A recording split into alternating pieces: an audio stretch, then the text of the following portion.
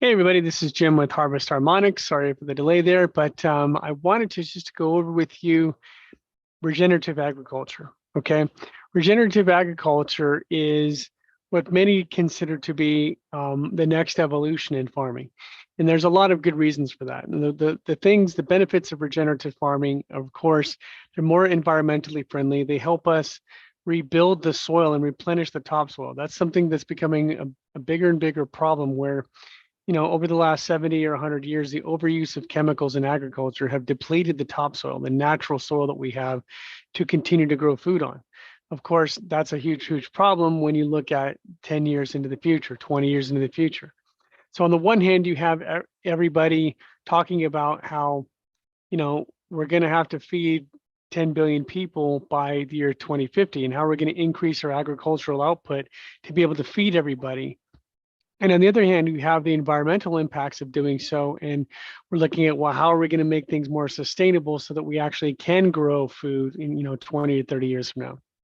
And regenerative agriculture is, of course, one of the key components of that, because regenerative agriculture is all about, adding microbial life to the soil and improving natural health of the soil, getting away from monocropping or putting genetic diversity in terms of the plant life on the soil, which of course helps to improve the microbial activity in the soil when it breaks that material back down again.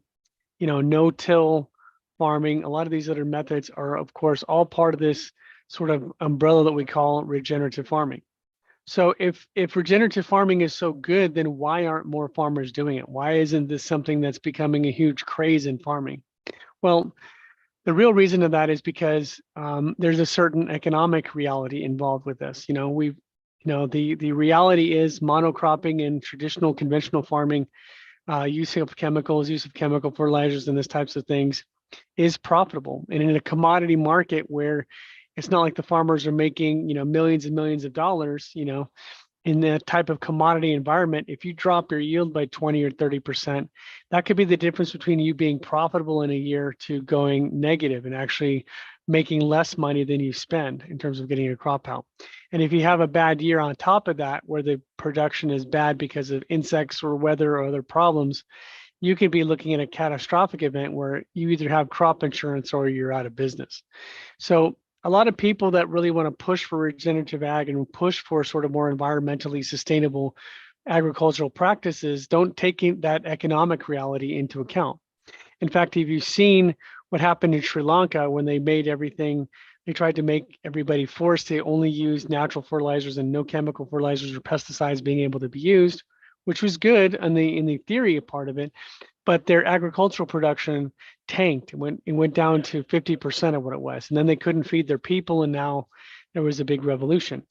Fast forward to the Netherlands, where the government of the Netherlands again said that you couldn't use a certain amount of nitrogen. You had a certain amount of nitrogen cap and you can't farm with more than that. And of course, the farmers looking at this going, dude, if we can't use nitrogen, or we can only use a small amount of nitrogen, we're not going to get enough crop to make a profit. If we can't make a profit, then we're out of business. And so they went to the government and they protested, right? And you saw some of the different protests from the farmers, right? And then of course you go to Canada that are talking about the same type of thing. They want to reduce their nitrogen output. Again, it's not that these regulations are not necessarily good-hearted. I mean, you can make the argument that they may be their heart's in the right place, or you can make the argument that the government's trying to just grab land and grab farmland away from farmers or whatever. But without getting into the political aspect of that, let's look at the regenerative landscape. So if regenerative farming can help reduce that need for chemical nitrogen and chemical fertilizers, it can help rebuild the soil over time. It can help sequester some of those greenhouse gases. And of course, it can help create a better food ecology. So question, but it's not economically viable, right? It's not profitable for the farmers to just jump from what they're doing to a regenerative approach. The question is, how do we bridge that gap, right? How do we get there? How do we get from where we're at now to where we want to be, let's say 5 years or 10 years or 20 years down the road? And of course, the answer to that question is you have to look at ways that you can boost production or make the production more efficient so that when you utilize some of these other techniques, you can actually incorporate this on a gradient or step-by-step basis, right? And our crop booster is actually a really great solution for that. The crop booster by Kimonasi plants is a solution for regenerative farmers or farmers that are looking to go regenerative because they increase the efficiency of plants. And when you can increase efficiency, that means the plants are going to be more efficient in how they use water and nutrients to grow and produce good crops.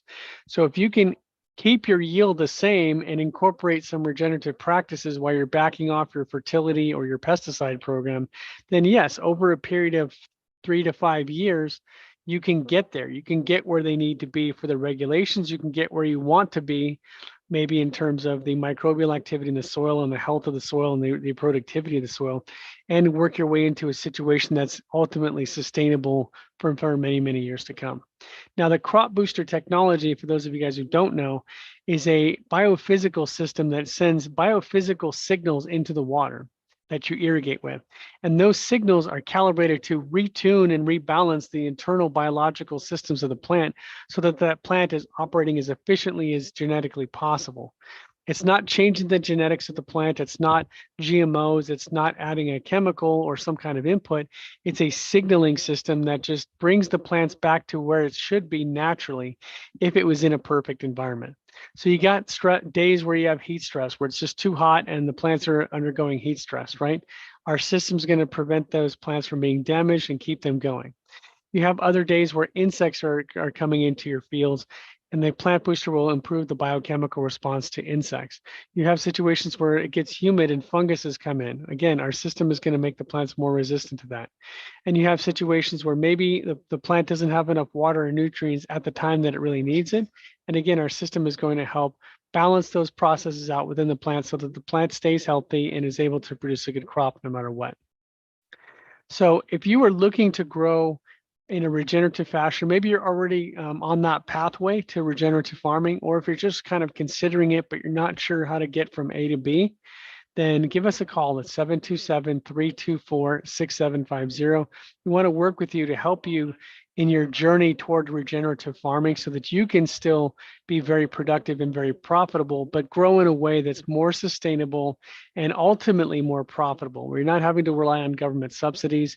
You're not having to worry about what the market price is. You're going to make a good living, and you're going to do so in an environmentally friendly way so that you have something for your future generations to inherit and take care of as well. If that sounds like a good plan to you, then give us a call again, 727-324-6750, or email us at service@harvestharmonics.com. Let's work together so that you can become part of the future of farming today. Have a great day, and we'll talk again soon.